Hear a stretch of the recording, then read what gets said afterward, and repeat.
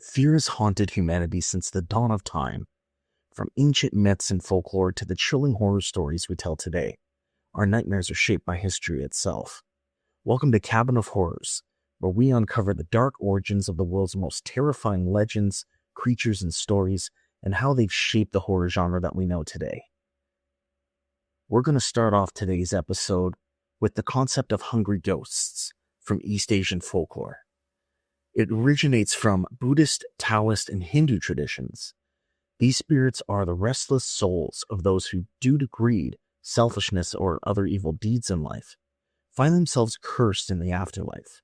And instead of moving on, they exist in a state of endless hunger, desperate for food, drink, or even emotions they can no longer experience. In Buddhist cosmology, hungry ghosts dwell on a separate plane known as Loka. They're often described as having sunken eyes, skeletal bodies, bloated bellies, and throats so narrow that they can never swallow enough to feel full. Some legends say they crave only the most repulsive things, like rotting flesh, burning coils, or human waste, only for it to turn into fire or ash upon consumption.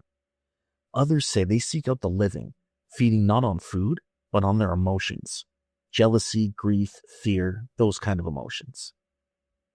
In many Asian cultures, hungry ghosts aren't just myths. They're feared as real wandering spirits. Every year during the Ghost Festival in China, or Aban in Japan, the gates of the afterlife open, allowing these spirits to roam the earth. Families light incense and leave out offerings of food, hoping to appease the ghosts so they don't bring misfortune. In Thailand, the legend of Phi Pret is a terrifying, towering, hungry ghost. It warns that if you disrespect your elders or live a greedy life, you may return as one of those cursed beings.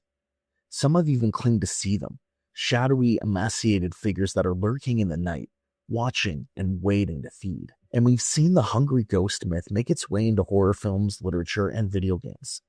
We've got Asian horror movies like The Eye and The Medium. These depict spirits that resemble wandering, suffering souls. And even, of course, J-horror staples like The Ring and Ju-on. They pull from the imagery of the hungry ghost, these trapped spirits driven by insatiable need and vengeance.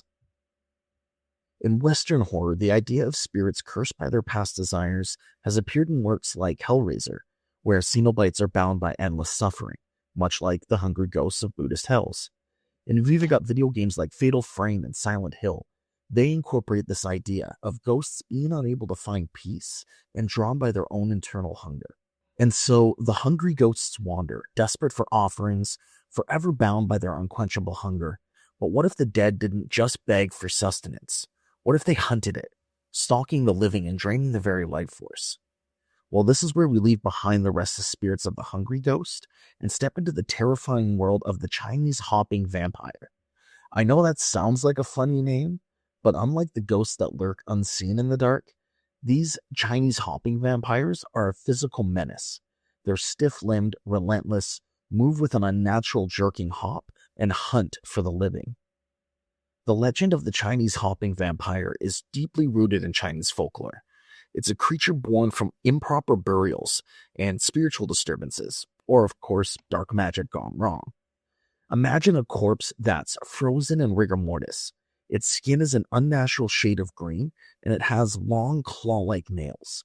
It doesn't thirst for blood, as most Western vampires do, but instead it feeds on the very life energy of the living. These are the Chinese hopping vampires. And in many stories, they're not born from malice, but from tragedy. A body left unburied for too long, and a soul unable to move on. Any of these could call forth the creature, but once it rises, it's nearly unstoppable. Its movement is its most haunting trait. It's bound by the stiffness of death. It can't walk, it can only hop because of how stiff it is. And while it hops, its arms are stretched forward, as if reaching for its next victim. And if you hear it coming, well, you better pray you have the right defenses against it. Taoist priests, they're the eternal guardians against the undead. They wield paper talismans inscribed with spells. And these charms, when placed on the forehead of a Chinese hopping vampire, can freeze it in place. And it's an eerie sight seeing a monster suspended mid-hop, its body completely rigid and its mouth curled in an eternal snarl. And the fear of these is not just an old myth. Its influence has seeped into pop culture, immortalized in horror films like Mr. Vampire, and martial arts thrillers that pit monks against the undead. Even today, in anime, video games, modern horror stories, the hopping menace continues to spread fear. But the real question is, how much of the legend is just fiction? There's still those who believe, those who whisper warnings about traveling near old graves or disturbing the resting dead. But if the Chinese hopping vampire is more than just a story, you may not see it coming until it's too late. And unlike the mindless decaying husks of those doomed to hop endlessly in search of life force, the next creature we're about to meet is far more cunning and far more dangerous. See, the Chinese hopping vampire, they may strike fear with its grotesque, unrelenting nature, but the fox spirit preys on something far deeper: human desire. Fox spirits have walked through the shadows of Chinese folklore for thousands of years. Unlike the dead corpses of the Chinese hopping vampire, they're bound by their own rigidity. The fox spirits are fluid, they're ever-changing, masters of deception, and a supernatural entity known for one thing above all: its ability to shapeshift into a beautiful woman. And the earliest records of the fox spirits trace back to the Han Dynasty, where stories spoke of foxes with 9 tails that could live for centuries. The older the fox, the more powerful it became, and it was able to entrance and ensnare humans with ease. At first glance, the fox spirit, it may seem like a simple trickster, a seductive phantom weaving illusions for its own amusement. But in horror stories, it's much more darker. Some say that they lure their victims into a dreamlike trance and then start feeding off their essence, much like the Chinese hopping vampire, but instead of brute force, it steals your soul with a whisper, or a glance, or even a kiss. And one of the most famous accounts of the fox spirit comes from Strange Tales from a Chinese Studio, which is a collection of supernatural folklore by Pu Songling. In these tales, men fall under the spell of fox spirits masquerading as enchanting women, only to wither away, drained of life. Some people believe that these spirits take revenge on those who wronged them in the past lives. Others claim that not all fox spirits are actually evil. Some merely wish to just live among humans, and they yearn for love, only to be doomed by their own nature in the end. But how can you tell if the person beside you is truly human? Well, the stories warn of subtle signs: the flicker of a fox's tail in candlelight, or the shadow of pointed ears in the moon's glow. But by the time you notice any of these, it may already be too late. And the legend of the fox spirit hasn't faded with time. It's found its way into modern horror, shaping terrifying creatures in films, books, video games. It's the seductive killer, the enigmatic entity in that whisper in the dark that promises pleasure but only brings doom. All of these archetypes and horror movie tropes trace their lineage back to the fox spirit. So what if I told you the fox spirit still walks among us? Even today, there's been whispers of strange encounters, of people vanishing without a trace after meeting a mysterious stranger, or even waking up from a dream of passion only to find themselves deathly ill. Some say that if you ever meet someone too perfect, too enchanting, or even too unreal, you should check the light just to make sure their shadow doesn't have a tail. Now, as we've been talking about with the fox spirit, they operate through deception and manipulation. They lure their victims with promises of beauty and power before ultimately ensnaring them. But we're going to shift gears now and explore another equally chilling figure from East Asian folklore, the Yurei. The Yurei is a vengeful ghost and a central figure in J-horror. These spirits aren't like the peaceful ancestors you might expect to find in other cultures. They're the restless, anger-driven souls of the dead who, for one reason or another, can't find peace. In many cases, their deaths were tragic, violent, or unjust, and they remain tethered to the mortal world, unable to move on because of the intense emotions that they still carry. So what makes the Yurei so terrifying? Well, it's their unresolved emotional turmoil. They aren't just any kind of spirit. They're driven by vengeance, sorrow, or deep unrequited love. The typical Yurei appears as a pale, ghostly figure wearing a long, flowing white burial kimono. Their hair is often unkempt, hanging in front of their face, obscuring their features. And they don't walk, they float. Their feet barely skim the ground, which adds to their spectral, otherworldly appearance. And there's something inherently unsettling about their motionless hovering presence. It's a feature that's really become iconic in J-horror movies to this day. But it's not just the appearance of the Yurei that makes them horrifying. It's the emotional weight that they carry.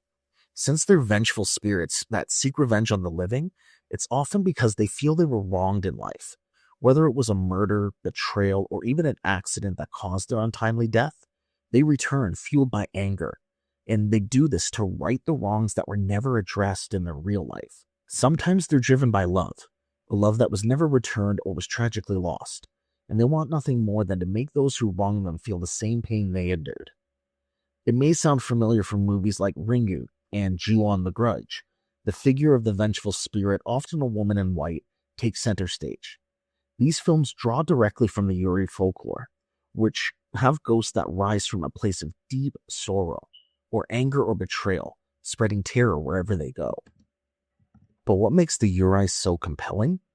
Perhaps it's the idea that these spirits aren't just wandering aimlessly. They have a purpose. They're not just out for a haunting. They're out for justice, for retribution. There's a psychological aspect to it too. The Yurei represents the idea that the past, no matter how long ago it happened, can never truly be escaped. Unresolved issues, guilt, and emotional pain don't fade away. They stay with us, sometimes manifesting as something much darker. And yet, even though the Yurei are often portrayed as vengeful and destructive, there's a tragic aspect to them. In many stories, the Yurei is not a mindless killer, but a soul in torment crying out for peace. The idea that the living are somehow responsible for the unrest of the dead suggests a deep fear of our own failures to acknowledge the past, to make things right and lay things to rest. That's the power of the Yurei. They embody the idea that sometimes the past can never be forgotten, and the consequences of that can be utterly terrifying. Much like the fox spirit, the Yurei's influence isn't just about what it does, it's about what it represents. While the fox spirit manipulates and deceives, the Yurei represents the darker side of human emotion, revenge, grief, and a longing for justice that transcends the living world.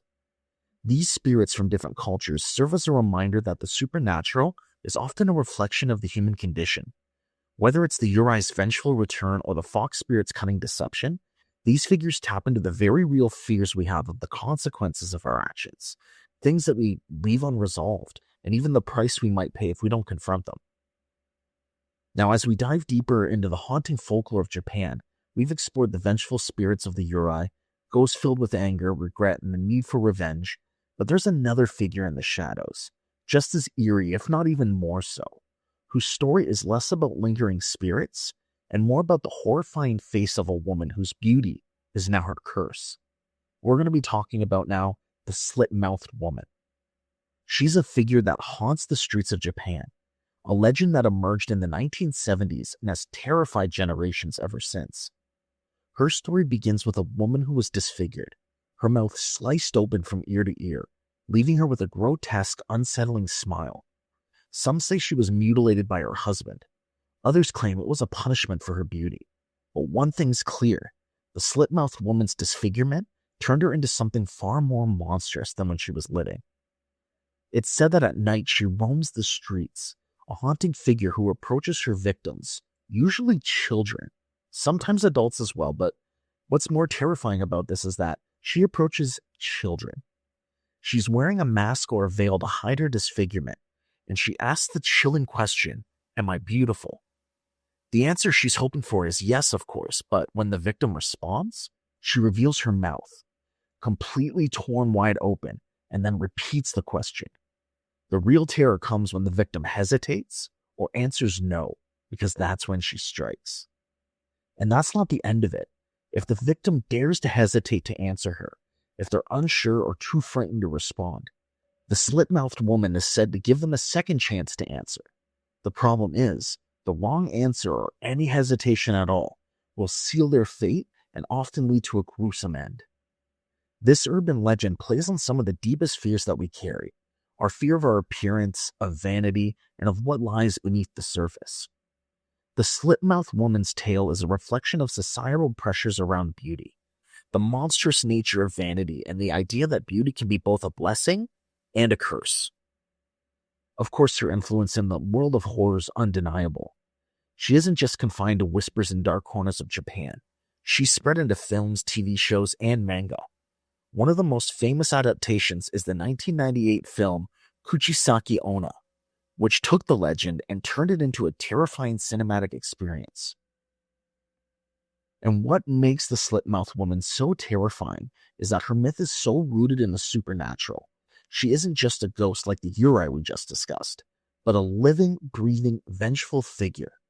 Her curse is something that lives in the real world, waiting to strike, challenging the victims' perception of beauty and their own mortality. It's not just about the fear of the ghosts, of the supernatural. It's about the fear of what we see when we look at someone, what we think they are, and how that perception could be our own undoing. And much like the Yurei, the slit-mouthed woman embodies a form of cultural horror. Her figure is a representation of the fear of becoming something monstrous, and that's because of societal expectations, particularly concerning outward appearances.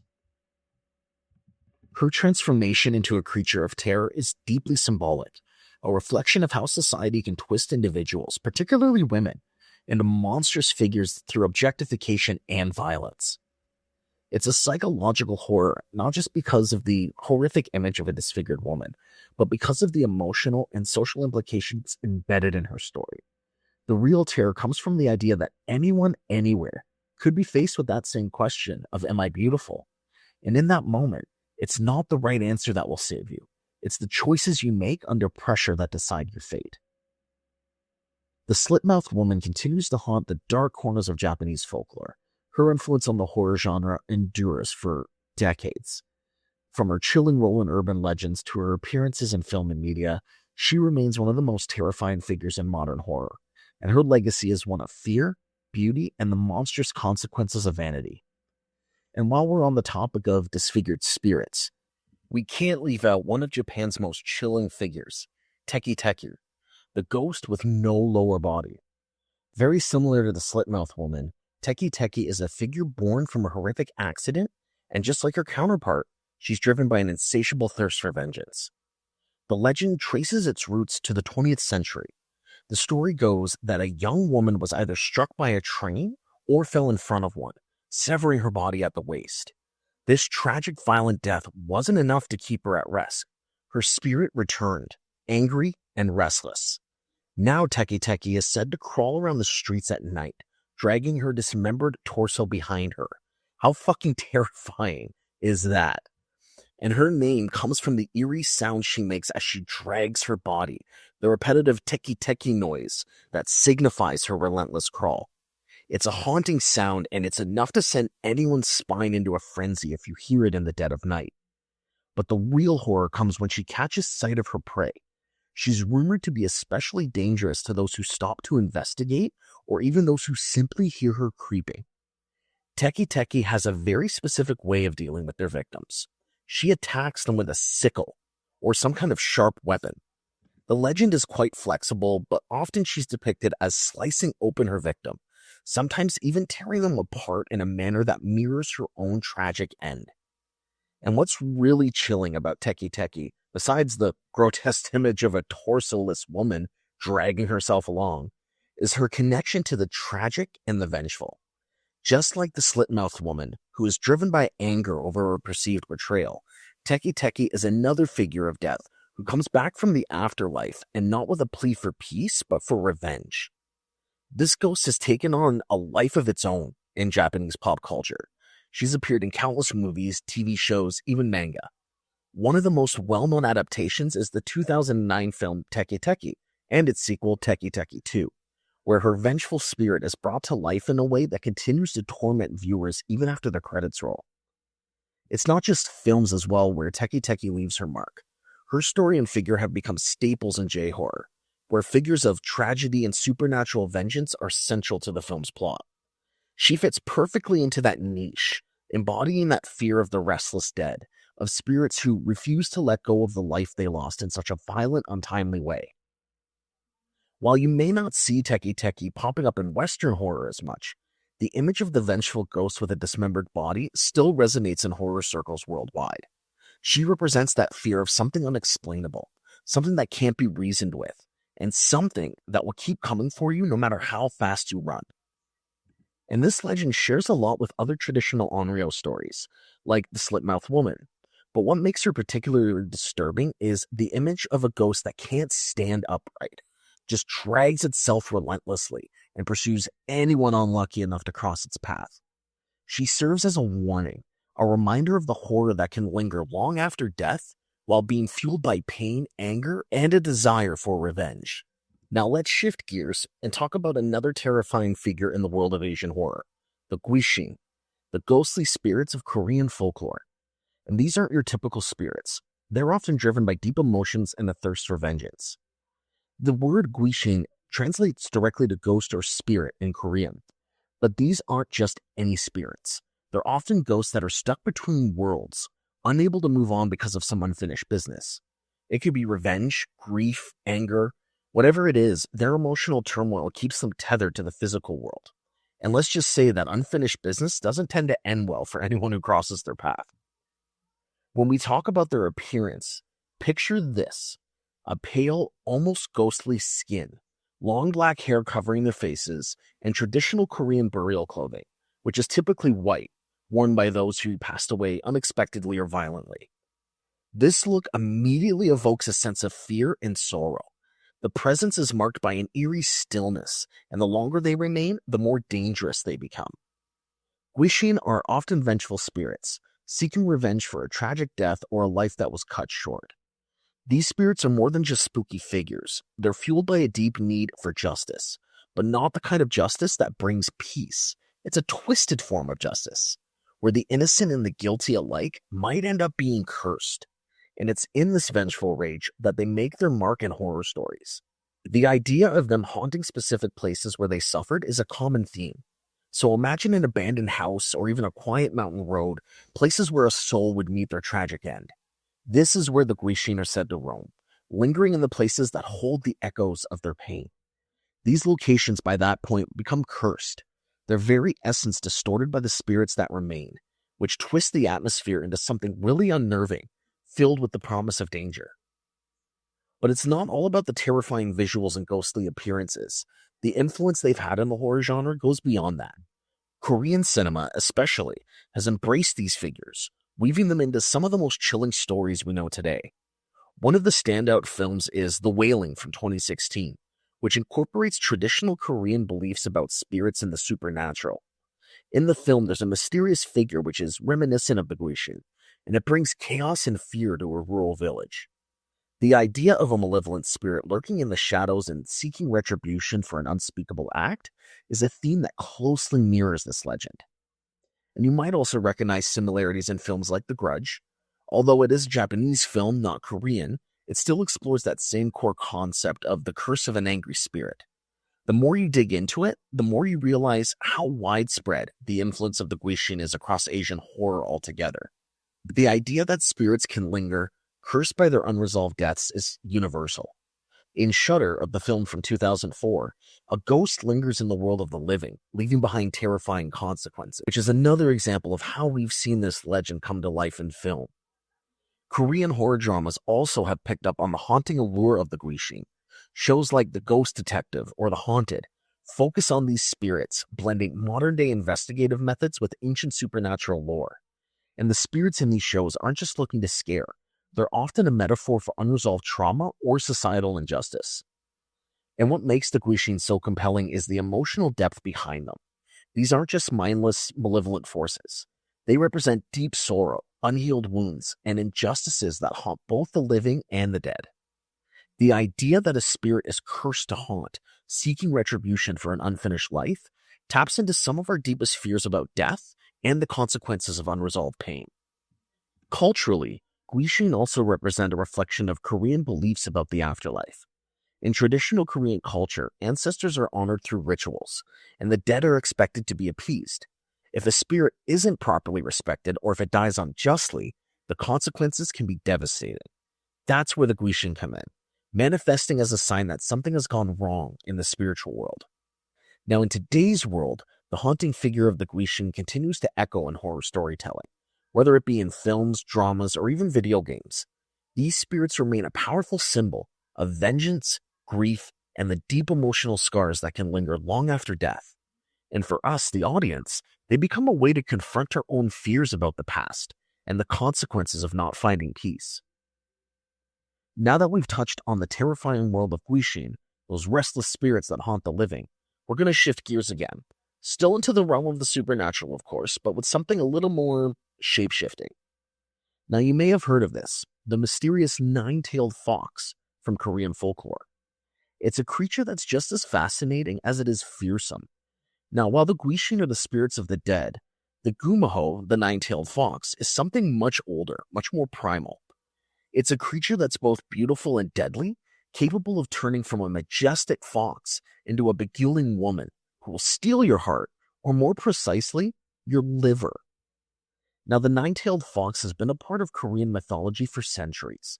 The nine-tailed fox has its own set of dark desires. A lot of folklore surrounding them centers around its need for human flesh, particularly hearts and livers. And there's something super chilling about the idea that they can look like anyone. It's a shapeshifter, right? Completely deceiving us. And what makes it especially dangerous is that it can use its beauty to lure unsuspecting victims.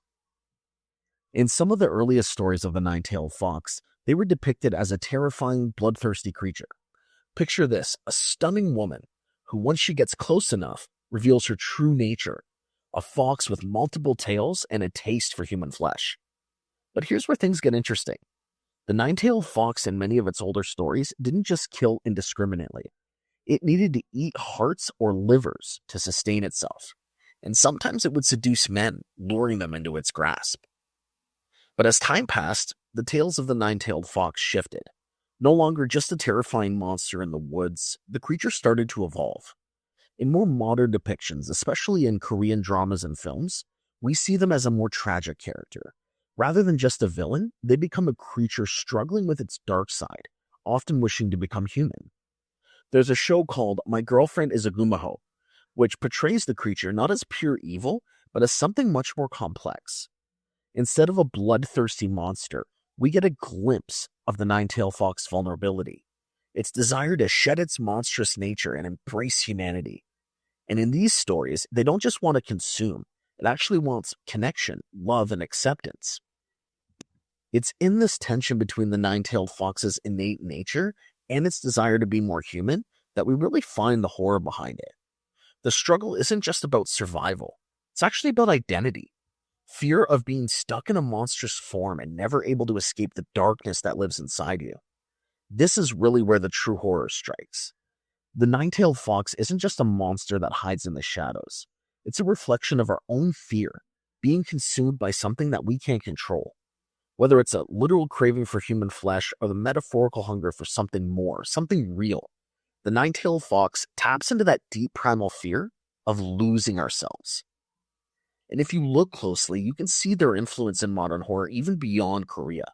The idea of beauty masking something darker, the terror of someone or something appearing to be one thing but secretly harboring a deadly nature.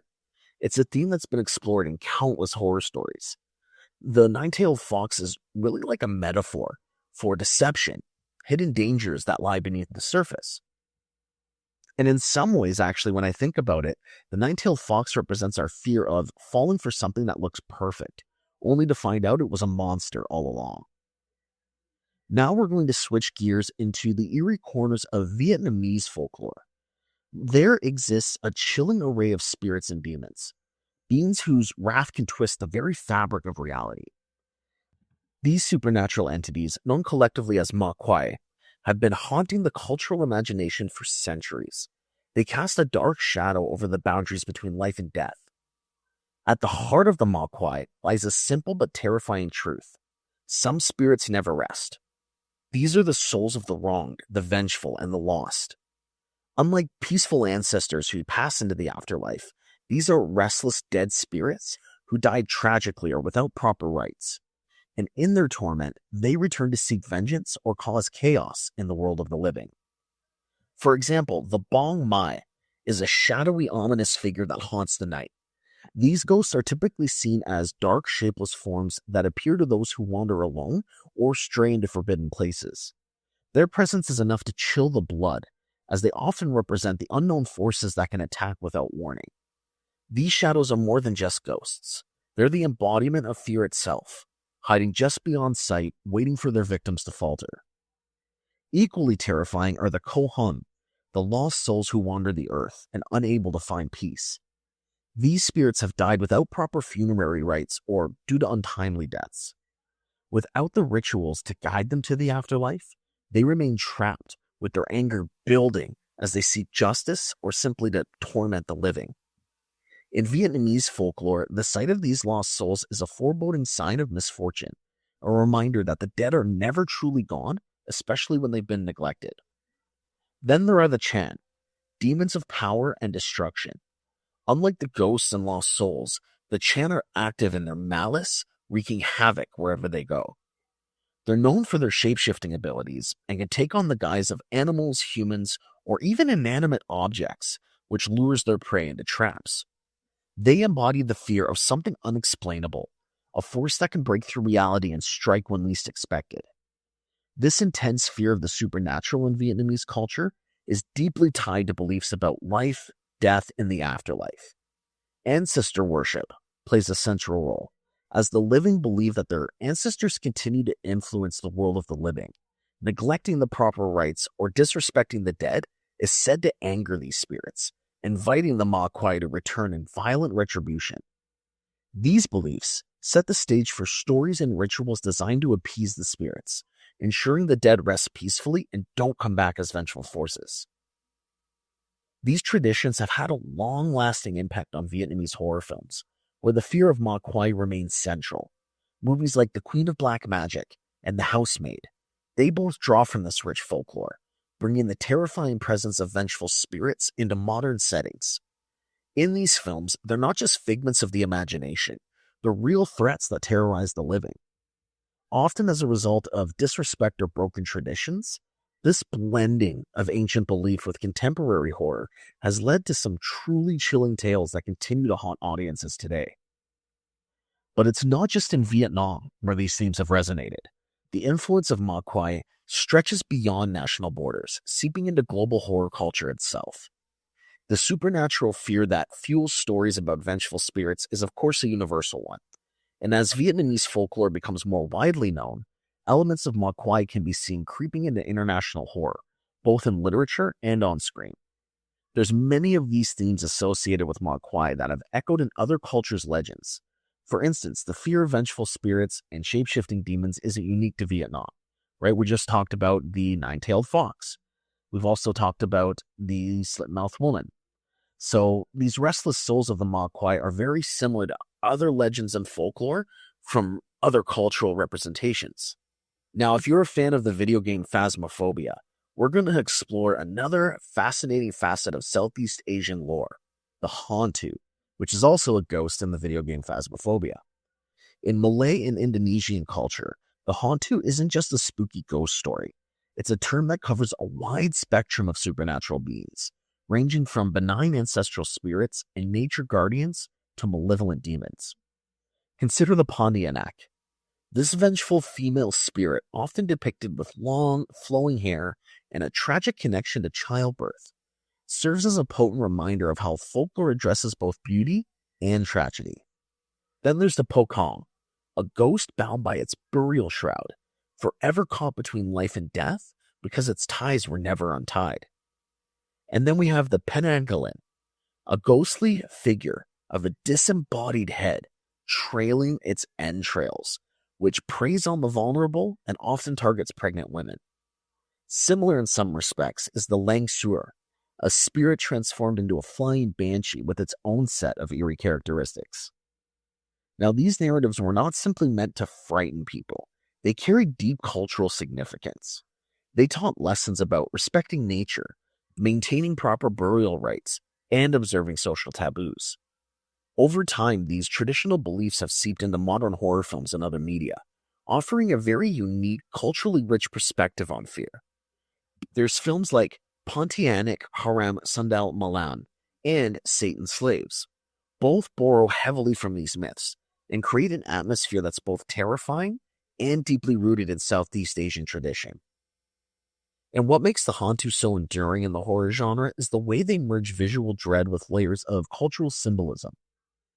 The unsettling imagery of the ghostly white shroud of Pocong, but the floral yet ominous scent that heralds a Pontianic's presence, does more than just scare. It connects audiences with centuries-old beliefs about life, death, and the unseen world. In essence, the Hantu are living symbols of cultural identity and fear, continuously inspiring and reshaping the narratives we find in modern horror.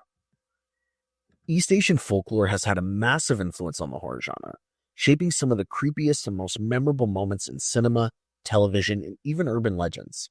From vengeful spirits to shape-shifting monsters, the stories have evolved but kept their chilling essence intact. And so another chapter of horror history comes to a close, but the darkness never truly fades. If you've enjoyed this episode, please subscribe, leave a review, rate the podcast. It helps keep the legends alive.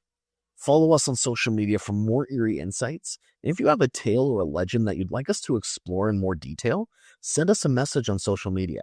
I would love to hear about what you liked about the history of horror episodes we've been doing and ideas that you might want explored on a little bit more. I'd be happy to include that in a podcast episode. Until next time, remember, the past never rests and neither do its ghosts. See you next time.